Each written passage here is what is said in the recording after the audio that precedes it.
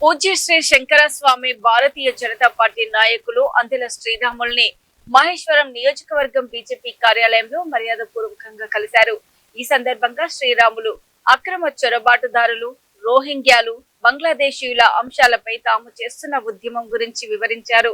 ఆ ఉద్యమానికి తన సంపూర్ణ మద్దతు ఉంటుందని, తమ వంతు సహకారం అందిస్తామని శ్రీ శంకర స్వామి తెలిపారు. అలాగే తెలంగాణలో భారతీయ జనతా పార్టీ అధికారంలోకి రావాలనే లక్ష్యంతో గోల్కొండ కోటపై కాషాయ ధ్వజం రెపరెపలాడాలని సంకల్పం వ్యక్తం చేశారు. అనంతరం అందెల శ్రీరాములుని ఆశీర్వదించి వారి ప్రజాసేవ కార్యక్రమాలు విజయవంతం కావాలని ఆకాంక్షించారు.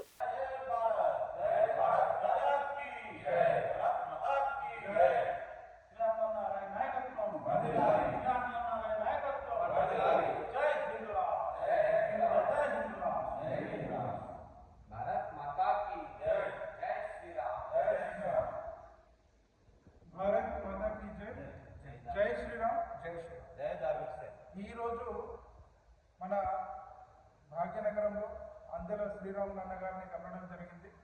వారు ఏదైతే భాగ్యనగరంలో అక్రమంగా నివసిస్తున్నటువంటి రోహింగ్యాల పట్ల వారు ఏదైతే చర్యలు తీసుకుంటున్నారో అది అభినందనీయం. వారికి మద్దతుగా నిలవడానికి ఈరోజు సాధు సంత తెలంగాణ సాధు పరివార్ మేము మద్దతు ఇవ్వడానికి ఈరోజు రావడం జరిగింది.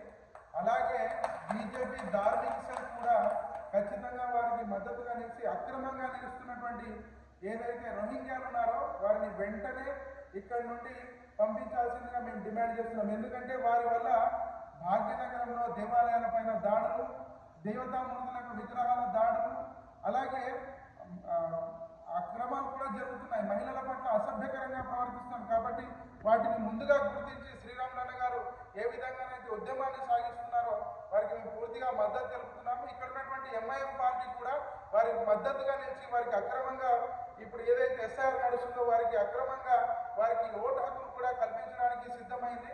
కాబట్టి దీన్ని పూర్తిగా ఖండిస్తున్నాం. రాబోయే రోజుల్లో బీజేపీ పార్టీ కనుక అధికారంలోకి వచ్చిన తర్వాత తక్షణమే ఇక్కడ నుండి ఒక్క రోహింగ్యా కూడా లేకుండా చేస్తామని ఈ సందర్భంగా హెచ్చరిస్తున్నాం.